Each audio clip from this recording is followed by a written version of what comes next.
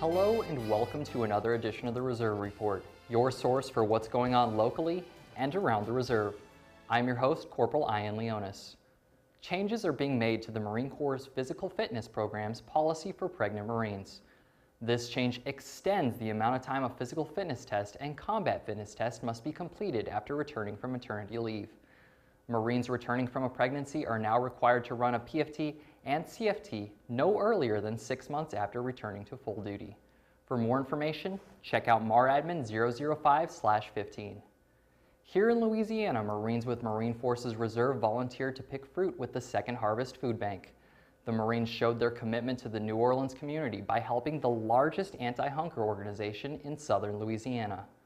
Earlier this month, Lieutenant General Richard Mills joined dignitaries from around the world at the opening ceremony of the 200th anniversary of the Battle of New Orleans. The battle was the last major battle of the War of 1812 between the United States and Great Britain.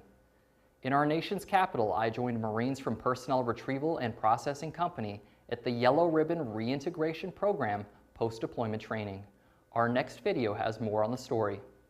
Marines with Personnel Retrieval and Processing Company attended the Yellow Ribbon Program post-deployment training in Washington, D.C. January 24th and 25th. The Marines had returned from a 7.5-month deployment to Afghanistan in November. This is a Yellow Ribbon post-deployment event. It's going to hit up the 60-90 day post. The Marines were a small unit that deployed 14 Marines with a specialized mission that got back mid-November. It gives them the tools and resources necessary to reintegrate back into their family life or their civilian life. It depends on the needs of that unit and what kind of issues that they had during deployment or even pre-deployment. This gives us a lot of information, and it helps us to be able to know what's out there, what resources we can look to help us get back into school, to help us transition back into the civilian side.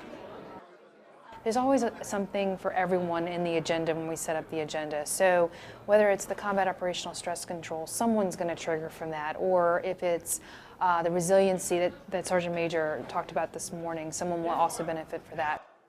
I want to talk to you somewhat about resilience. That's what the Yellow Ribbon, the integration piece is all about. It's to help these warriors transition back into their day-to-day lives.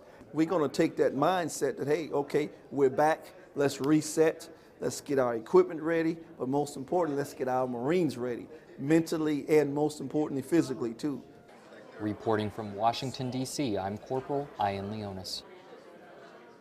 That does it for this edition of the Reserve Report.